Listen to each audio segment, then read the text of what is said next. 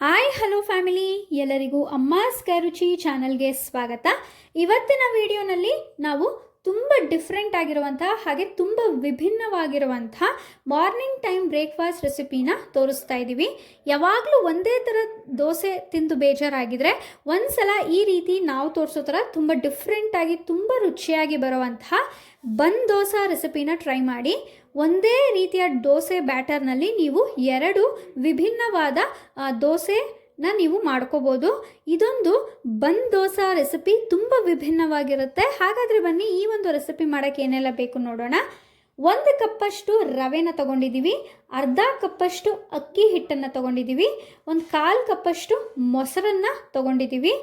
ಇಲ್ಲಿ ನಾವು ಕ್ಯಾರೆಟ್ನ ತುರಿದಿಟ್ಟಿದ್ದೀವಿ, ಹಾಗೆ ಸಬ್ಬಕ್ಕಿ ಸೊಪ್ಪು, ಸ್ವಲ್ಪ ಈರುಳ್ಳಿನ ತುಂಬ ಚಿಕ್ಕದಾಗಿ ಚಾಪ್ ಮಾಡಿ ಇಟ್ಕೊಂಡಿದ್ದೀವಿ.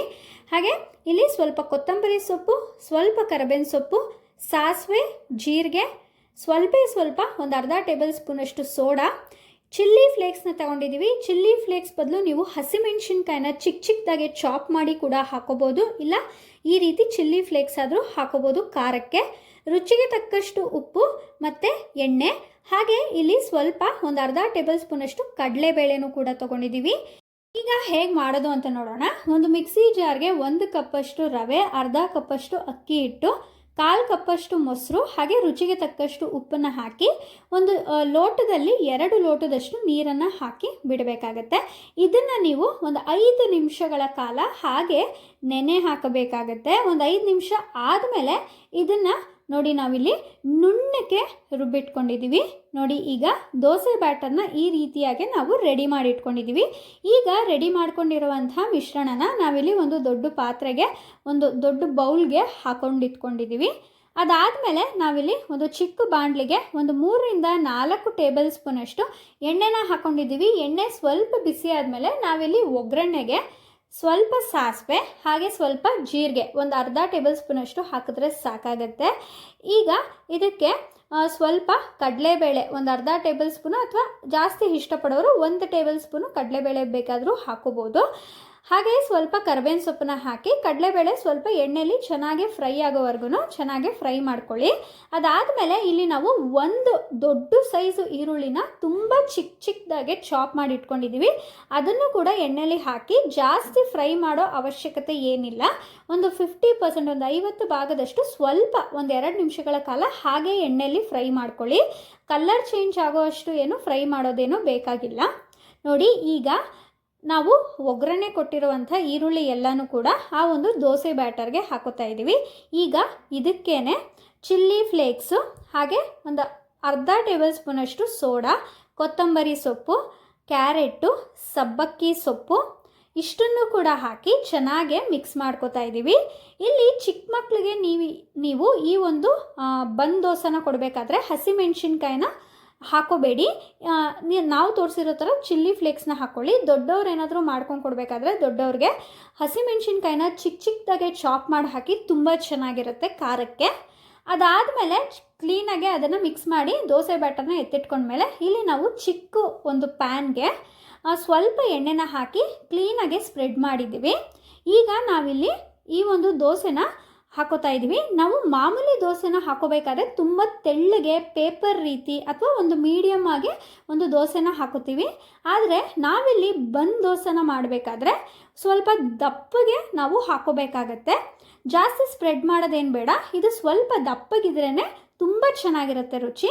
ನೋಡಿ ಒಂದು ಸೈಡು ಕ್ಲೀನಾಗೆ ಚೆನ್ನಾಗೆ ಬೇಯಿಸ್ಮೇಲೆ ಇನ್ನೊಂದು ಸೈಡೂ ಕೂಡ ಅದೇ ರೀತಿ ನೀವು ಚೆನ್ನಾಗೆ ದೋಸೆನ ಬೇಯಿಸ್ಕೊಬೇಕು. ನೋಡಿ ಈ ರೀತಿಯಾಗಿ ಮಾಡ್ಕೊಳ್ಳಿ. ನಾವಿಲ್ಲಿ ಬನ್ ದೋಸೆ ರೆಸಿಪಿನ 2 ರೀತಿಯಾಗಿ ನೀವಿಲ್ಲಿ ಮಾಡ್ಕೋಬೋದು. ಒಂದು ಬಂದುಬಿಟ್ಟು ನೀವಿಲ್ಲಿ ಈ ರೀತಿಯಾಗಿ ಪ್ಯಾನ್ಗೆ ಸ್ವಲ್ಪ ಎಣ್ಣೆನ ಹಾಕಿ ದೋಸೆನ ಹಾಕೋಬೋದು. ಆದರೆ ತುಂಬ ತೆಳ್ಳಗೆ ಮಾಡ್ಕೊಳ್ಳೋಕೆ ಹೋಗ್ಬಿಡಿ, ರುಚಿ ಚೆನ್ನಾಗಿರಲ್ಲ. ಸ್ವಲ್ಪ ದಪ್ಪಗೆ ನೀವು ದೋಸೆನ ಇಲ್ಲಿ ಮಾಡ್ಕೋಬೇಕಾಗತ್ತೆ. ನೋಡಿ ಈ ರೀತಿಯಾಗಿ ಇದು ಬಂದು ಒಂದು ವಿಧಾನದಲ್ಲಿ ಈ ಒಂದು ಪ್ಯಾನಲ್ಲಿ ನೀವು 2 ಸೈಡು ಕೂಡ ಕ್ಲೀನಾಗಿ ಚೆನ್ನಾಗಿ ಬೇಯಿಸಿ ಮಾಡ್ಕೊಬೋದು. ಇದೇ ಥರನೇ ನಾವು ಇನ್ನೊಂದು ರೀತಿಯಾಗೂ ಕೂಡ ನಾವು ಬನ್ ದೋಸೆನ ಮಾಡಿ ತೋರಿಸ್ತಿದ್ದೀವಿ. ನೋಡಿ, ಇದಾದಮೇಲೆ ಇಲ್ಲಿ ಎಲ್ಲರ ಮನೆಯಲ್ಲೂ ಈ ರೀತಿಯಾಗಿ ಒಗ್ಗರಣೆ ಹಾಕುವಂಥ ಒಂದು ಚಿಕ್ಕ ಬಾಣಲಿ ಇರುತ್ತೆ ಅಂತ ಭಾವಿಸ್ತೀನಿ. ಈ ಒಂದು ಬಾಣಲಿ ಇದ್ದರೆ ಅದಕ್ಕೆ ಸ್ವಲ್ಪ ಎಣ್ಣೆ ಹಾಕಿ ಕ್ಲೀನಾಗಿ ಸ್ಪ್ರೆಡ್ ಮಾಡಬೇಕಾಗತ್ತೆ. ಸ್ಪ್ರೆಡ್ ಮಾಡಿ ನೋಡಿ, ಈ ರೀತಿಯಾಗಿ ದೋಸೆನ ಬ್ಯಾಟರ್ನ ಸ್ವಲ್ಪ ಹಾಕ್ಕೊಳ್ಳಿ. ಜಾಸ್ತಿ ಹಾಕಿದ್ರೆ ಒಳಗಡೆ ಎಲ್ಲ ಬೇಯೋದಿಲ್ಲ. ಆದ್ದರಿಂದ ನಾವು ಸ್ವಲ್ಪ ಹಾಕಿ ಮೇಲ್ಗಡೆ ಸ್ವಲ್ಪ ಎಣ್ಣೆನ ಹಾಕಿ ಎರಡೂ ಕಡೆನೂ ಕೂಡ ಕ್ಲೀನಾಗಿ ಬೇಯಿಸ್ಕೊತಾ ಇದ್ದೀವಿ. ಎಣ್ಣೆನ ನೀವು ಈ ಒಂದು ಚಿಕ್ಕ ಬಾಣಲಿಗೆ ಹಾಕಿದ್ಮೇಲೆ ಚೆನ್ನಾಗಿ ಸ್ಪ್ರೆಡ್ ಮಾಡ್ಕೋಬೇಕು. ಇಲ್ಲಾಂದರೆ ಈ ಒಂದು ದೋಸೆ ಬ್ಯಾಟರ್ ಹಾಕಿದಾಗ ಹಾಗೆಯೇ ಆ ಒಂದು ಬಾಣಲಿಗೆ ಕಚ್ಕೊಬಿಡುತ್ತೆ. ಆಗ ಇಷ್ಟು ಚೆನ್ನಾಗಿ ಬರೋದಿಲ್ಲ. ಆದ್ದರಿಂದ ಇಲ್ಲಿ ನಾವು ಈ ಒಂದು ಬನ್ ದೋಸೆ ರೆಸಿಪಿಗೆ ಸ್ವಲ್ಪ ಎಣ್ಣೆನ ಜಾಸ್ತಿ ಹಾಕೋತಾ ಇದ್ದೀವಿ. ಇನ್ನೊಂದು ಸೈಡು ತಿರುಗಿಸ್ದಾಗೂ ಕೂಡ ಸ್ವಲ್ಪ ಎಣ್ಣೆನ ಸೈಡಲ್ಲಿ ಬಿಡಿ. ಆಗ ಇನ್ನೊಂದು ಸೈಡು ಕೂಡ ತುಂಬ ಚೆನ್ನಾಗಿ ಬೇಯುತ್ತೆ. ನೋಡಿ, ಈ ರೀತಿಯಾಗೂ ನೀವು ಮಾಡ್ಕೋಬೋದು. ಇಲ್ಲ ಅಂದರೆ ನಿಮ್ಮ ಮನೇಲಿ ಈ ರೀತಿಯಾಗಿ ರೌಂಡ್ ಶೇಪಿನ ಒಂದು ಚಿಕ್ಕ ಬಾಂಡಿ ಇಲ್ಲ ಅಂದರೆ ಬೇಕಾದ್ರೆ ನೀವು ಪ್ಯಾನ್ನಲ್ಲೂ ಕೂಡ ಮಾಡ್ಕೋಬೋದು.